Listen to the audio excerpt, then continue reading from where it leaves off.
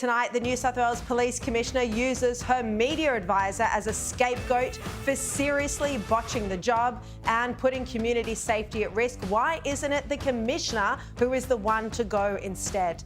Plus, Labor's bungled handling of immigration issues with revelations almost 150 former detainees were issued invalid visas. But now it's hard to fathom that Joe Biden is the best possible presidential candidate the powerful Democratic Party can proffer the American public. What with his inability to finish sentences, his tendency to lose track of his thoughts, and his confusion about whether figures are living or dead. At 81, Biden thinks it's bedtime during a press conference. He's fallen asleep in front of the cameras and even asks his media advisors if he's allowed to take questions. Yet today, Biden clinched the Democratic nomination, and Trump has now won enough delegates to secure the Republican candidacy. With several gaffes every single day, there's a depressingly long list of cringeworthy moments from America's oldest president. If it holds near and dear to you that you like to be able to. Anyway, America is a nation that can be defined in a single word. I was going to put him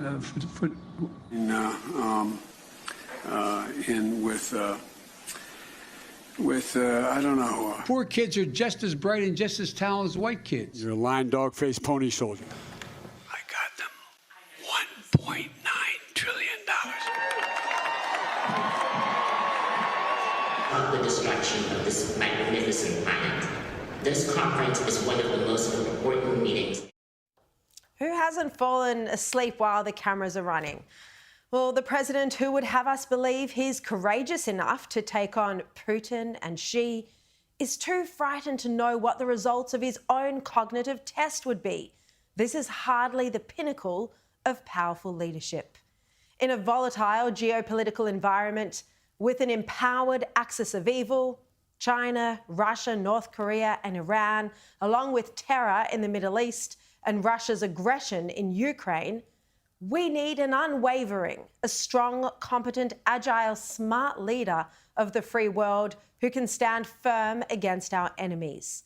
While Biden expressed the right sentiment in his State of the Union address, he's far from intimidating to the likes of Putin and Xi.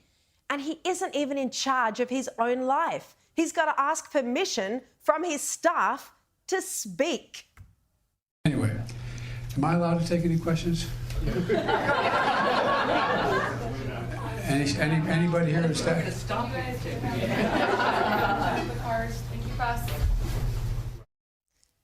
It gives you an insight into who is running the show, and it's faceless minders who don't publicly stand for office.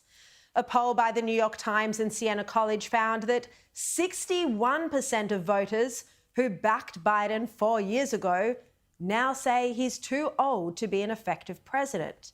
And that figure increased to 73% when it included all registered voters surveyed, not just the Democrats.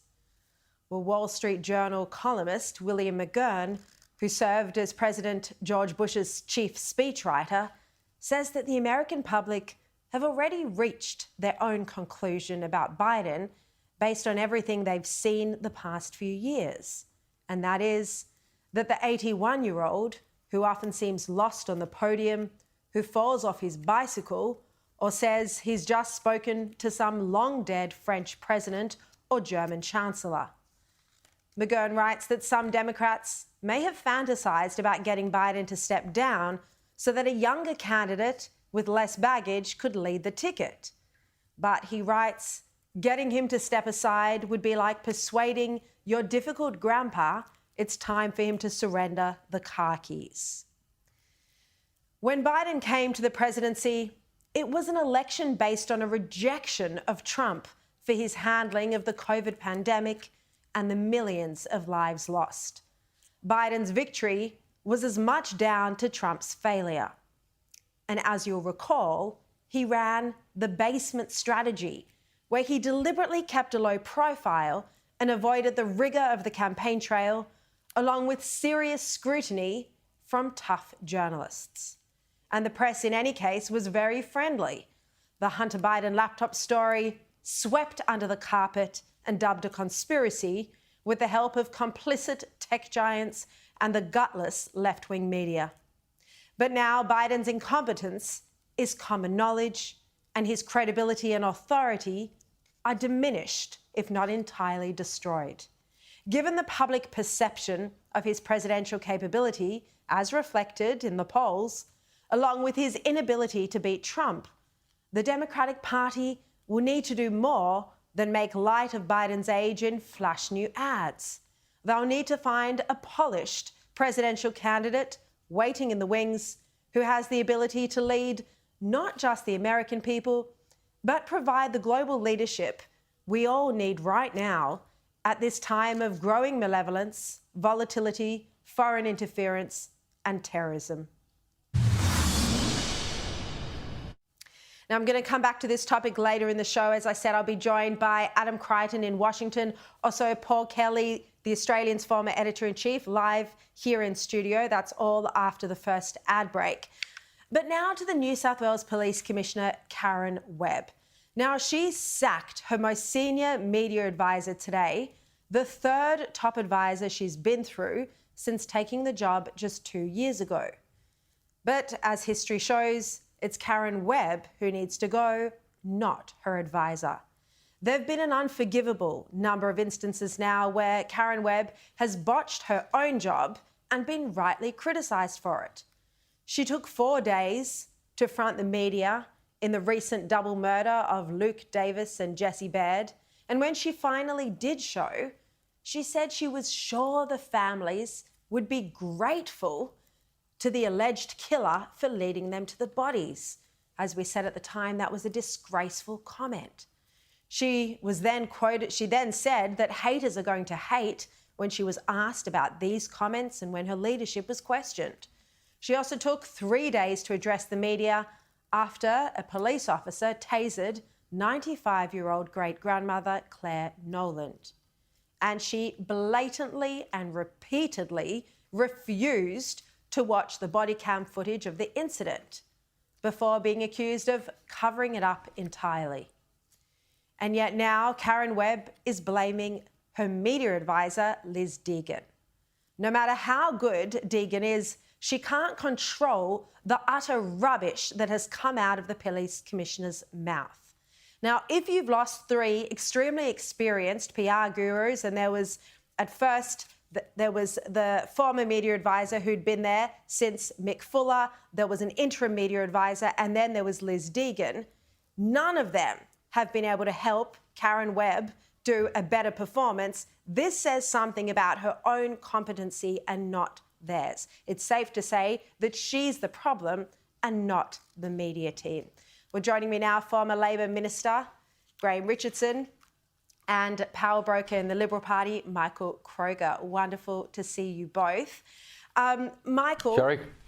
Look, Michael, the police commissioner, she's the one who's got to go, and I haven't even mentioned there, and I know you have a strong opinion on this, the anti-Semitism as well that's taken hold in New South Wales, the hate preachers, no charges, no arrests, nothing. Michael Kroger. So, first of all, to sack 3 media advisors, it was Oscar Wilde who said second marriages are the, it's hope over experience. And to have a 4th media advisor coming in might say more about her than the media advisor. You just sack them to cover up your own failings. But as you say, and we just saw once again on Andrew's show, these anti-Semitic hate preachers spewing forth the most vile preaching in a church, in a mosque, which should be places of worship, of love, of bringing people together, of theology. But this hate speech that's coming out, and not a single charge. Gas the Jews or where's the Jews or whatever it was, no charges. I mean, what is going on in New South Wales is a triumph of anarchy over law. That's what's happening. And she should go, and she should go immediately, because what has happened in New South Wales in relation to anti-Semitism has gone worldwide, and people know around the world that this has just happened, and not a single person has been charged except the man who carried the Israeli flag, of course. 100%. Richo, what do you think about all of this? Karen Webb has had so many opportunities to lift her game, and instead she's just using an advisor as the scapegoat. I think just a dead woman walking. This is someone who's just got to go. Everyone knows she's got to go except her, apparently. I think she's been told by plenty of people. But the pressure will mount and she will go, because no one can withstand the kind of pressure she's going to be under. You can't stuff up all the time and get away with it. Stuff up some of the time, yeah, maybe, but not all the time. Richo, do you think, though, that the New South Wales Premier should take action here? I mean, you know, Chris Minns has been brilliant. He's very strong, the strongest Labor leader in the country, I would argue. But when it comes to the poor performance of his ministers or of the police commissioner, we haven't seen him take any action. We haven't seen the strength there. No, I think he could do with a show of strength, and she'd be a very good show. I'd be doing something about her, and I'd be doing it very quickly. I think every premier needs occasionally to look like a tough guy and do something tough. And it's a tough thing to do, to sack a police commissioner. That doesn't happen too often. But then again, I don't think the situation deteriorates to where it is right now too often either. Well, let's have a look at this massive, catastrophic stuff-up. Labor releasing 148 dangerous criminals into the community from detention, but now blaming a technical issue on the fact that they were all on the wrong visa. Here was the Prime Minister responding to this today. Well, there was a technical issue, and that technical issue has been resolved. All of the visas have been issued in an appropriate way. This is a technical issue that goes back to 2013. 2013, Michael, the Australian reporting today that this stuff-up actually wasn't under the coalition. This is the Australian newspaper's report, but it was actually under the Gillard government when Brendan O'Connor was the minister. But it's only a technical issue, so it's nothing to worry about. They fingered poor old Brendan O'Connor because this change was made in June 2013. But guess who'd been the minister for 3 years before that, up until February? Poor old Brendan had just been in the job 4 months. But for 3 years before that, the immigration minister was Chris Bowen. So we know Bowen's been one of the worst ministers in Federation. And the 1,000 people arrived by boat during his appalling period as minister. And just after he left office, then O'Connor had to deal with the issue. But yeah, it dates back to then, but it actually dates back to the problem which was created under the Rudd government, which was weak borders, weak border security, and as I said, Chris Bowen, one of the worst ministers in our federation. Graham, this issue is, I think, apart from cost of living, one that really frustrates the public. They think, why do Labor promise that they've got these tough new laws, and then there's such a bad bungle that none of the visas were enough to keep the 10 who reoffended in prison? Yeah, I mean, Labor has not done well on this issue at all. I think we've been on the wrong end of it since it began, and I don't understand why we can't just get control of it and show that we've got some spine, and just act like we know what we're running the show. Labor, is usually pretty good at this sort of thing, but always on immigration, I think we worry, because Labor's always got such strong support in ethnic communities. I think they're always hesitant to do anything in that area. Yeah, well, I think everyone, no matter what community you are in, would be furious that there are hardened criminals who've been released onto the streets. Now, Peter Dutton's nuclear energy plan, we learned today, could include incentives for local communities who would be affected. Michael, do you think this would be enough to win over voters in those communities where there might be nuclear modules or reactors? I think so. These are policies which have worked well around the world to incentivise local communities, and Dutton is winning this argument, and shame on the ABC for that disgraceful performance last night. For goodness sake, what was Sarah thinking? But yeah, I think it will be, and particularly if the communities that are closing coal-fired power stations, replacing with nuclear. Ted O'Brien said on that wretched program last night that in America, Bill Gates is funding one of the stations which are going from coal to nuclear. So yeah, I do think it, and I do think it will work, and particularly because Labor's heart is not in rural Australia, right? It's not within Labor's DNA. You know, rural Australia is not part of their thing. And rural communities have been devastated by job losses in so many areas. And for Dutton to say, I'm bringing hope, I'm not bringing, public servants down. I'm actually bringing real long-term jobs back into your communities. Do I think that's a winner? I absolutely do think it's a winner. Richo, Labor obviously has a very different view on this. What do you think? Well, I think that it is an area where Peter Dutton can gain some ground, and he needs a few areas where he can do that. So I'd say that Labor's a bit is dragging the chain on this. We're behind the eight ball. We're not doing the right thing, and it's I think pretty obvious. Now the question then is, how does that react in the public? Do they really care about this? My sense is not that much. So Labor might get away with it, but then again, surely we can have higher aspirations in politics than just to get away with it. All right, we're out of time. Graham Richardson, Michael Kroger, thank you both so much, gentlemen, for joining me this evening.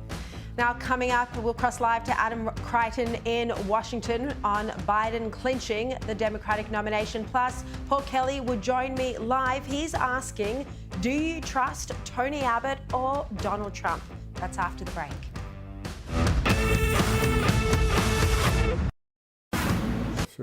Welcome back.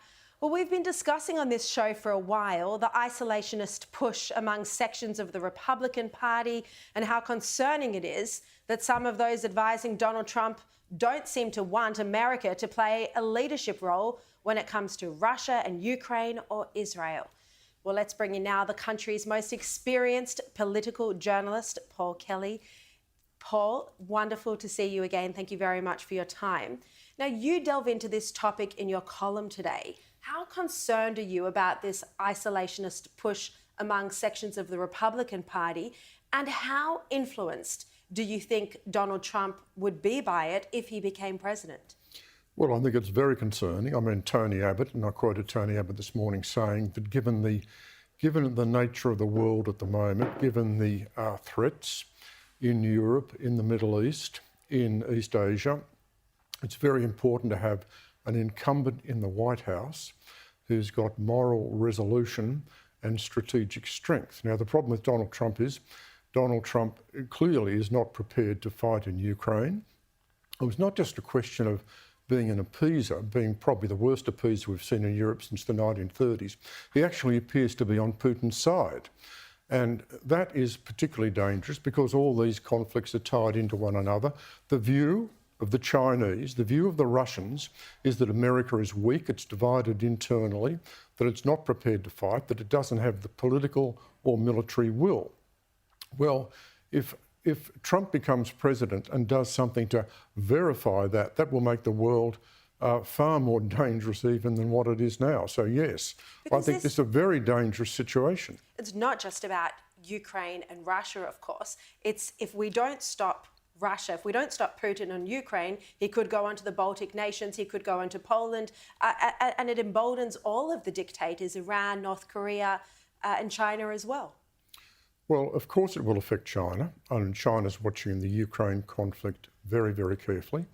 And the whole question of deterrence in East Asia in relation to Taiwan, of course, depends upon the Chinese believing that America's support for Taiwan is genuine.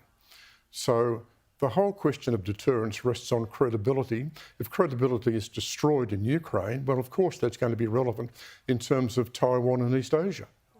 Paul, I'd love to ask you about the fracturing we're seeing at the moment in the relationship between Joe Biden and Benjamin Netanyahu. There's been rare public criticism that's just becoming stronger and stronger. Israel needs the United States to be its ally, and if there is criticism, for it to be said in private, but that's not what we're seeing here. Oh no, I mean, this is now just an open rift. It's particularly dangerous, and I think it's very deep-seated. There are fundamental differences now between Biden and Netanyahu, and these are going to be particularly tricky to navigate. I think there are three main differences. One is how this war is being pursued at the moment, with the Americans concerned, the Americans wanting some form of ceasefire. So you've got a difference there. Then you've got a difference in terms of the political arrangements in Gaza after the war. And then, of course, in terms of the long-term framework, there's a fundamental difference between Netanyahu, who is opposed to a two-state solution, and Biden, who is committed to it. So I think this fracturing is really important. Important to stress, however, that the United States continues to support Israel. The United States continues to provide military aid to Israel, but these differences are very substantial. There was news today that Benjamin Netanyahu was furious by this so-called intelligence report that suggested his leadership was over. Paul, you don't need an intelligence report to tell you that his leadership is over because he oversaw October 7. It happened on his watch. And, you know, I've never been a vocal critic of Netanyahu. I think it's up to Israelis to have their democratic elections. But this happened on his watch. And the reality is that it's not just him. All of the heads of the departments, of the Defence Force, the intelligence, etc., they will all have to go. That's my information. No question about that at all. I mean, Netanyahu failed. His strategy failed because he believed that Hamas could be contained. That was proved to be wrong. The operational and intelligence failure around October 7 is unforgivable. Netanyahu at some point will have to go. He will go. There's no question about that. It's just a question of how this happens and what happens in the interim. Yeah, exactly. Paul Kelly, I can't give you enough praise for your columns every single week. They are the best thing about The Australian. Thank you very much for joining me. Very good to be here. Now, for more analysis about the outcomes, it looks now like both Joe Biden and Donald Trump have their respective nominations. Let's bring in The Australian's Washington correspondent, Adam Crichton, live in the US. Adam, thank you so much for joining me. So it now looks, thanks, Sharri, pending some other unforeseen event on either parties, it now looks like both Biden and Trump have secured their respective nominations. Yeah, certainly that's right. It looks like that we're going to have a rematch of 2020, and I think Georgia was particularly informative. They had their primary today, and of course both of the political leaders won their relative contests. But Democrats are certainly a lot more concerned about Joe Biden's prospects for that southern state. You might recall that's the state that the Democrats won by just 12,000 votes, or roughly 12,000 votes in 2020. And the problem for Democrats there is that support for Donald Trump among black voters has increased massively since then. And of course, this is a state with a very large population of black Americans, something like 30% compared to the national average of about 12. So it's not looking good for Biden there. And of course, it is a swing state and it's a highly popular state with lots of electoral college votes. Look, Special Counsel Robert Hur has been grilled today over his report, where, of course, he described Biden as a well-meaning elderly man with a poor memory. How did this play out on both sides? Well, certainly it was 3.5 hours of sometimes fiery testimony in Congress. Look, Democrats tried to undermine his credibility for his report, and it's worth pointing out that the report was probably the single most damaging thing for Joe Biden politically in about 2 years. I mean, if you look at the betting market, support or his prospects for winning in 2020 dropped very significantly after that report came out. Because as you said, it said that he was an old man with a poor memory and somewhat confirmed what the large majority of Americans already think. So I think it was a victory probably for Republicans after the testimony. I mean, they did not undermine the man's credibility. He stuck very closely to his lengthy report. He spoke very carefully. I mean, there was one amusing point where our Democrats played a supercut of all of Donald Trump's his own gaffes, and that was quite amusing. But yes, his own gaffes. And of course, that was quite amusing. But I think for the ordinary person who is watching those, they're just simply not on the same scale. And so I think, it was a bit of an own goal there for Democrats. But yes, look, it's not looking good there for Democrats in that regard. It's interesting because, as you just said, a lot of people think that Robert Hur's report was a win for the Republicans, but actually he didn't recommend prosecution, and he could have done so. He would have had grounds to do so. Yes, look, that's right. But I think ultimately it was probably more damaging that they decided not to prosecute, and then they used this reason of his poor memory. I mean, I think that was politically very damaging. I think they would have rather be prosecuted, perhaps, than actually not mention anything about the memory. Too senile to face prosecution, right. but not too senile to be president of the United States. But Adam, just in terms of Trump, of Biden getting the nomination, there is still the possibility, though, that the Democratic Party does at some stage over the next few months decide to replace him. Yeah, look, I think that's certainly a possibility, and maybe in Joe Biden's mind, he has decided to shock the world, and and say in July or August that he is going to step down for for the reasons that we've discussed. That is entirely possible. Certainly, a growing share of the Democratic Party would like that, and yes, that there are mechanisms in the party to to choose someone else at the convention in August. So there's still 8 months to go. A lot's could happen. There's certainly plenty more gaffes that are going to happen, I would say, and some of them could be particularly bad. So let's just wait and see. Yeah, all right. Adam Crichton, really appreciate you joining us at this late hour from Washington. Thank you so much. Big news in the US today. Now, that's it from me. I'll be back tomorrow at 8 o'clock. But right now, it's time for a special Sky News investigation into Facebook's war on Australia tech tyrants. This special will be brought to you by reporters Jonathan Lee, and I hope you enjoy it for the next half an hour.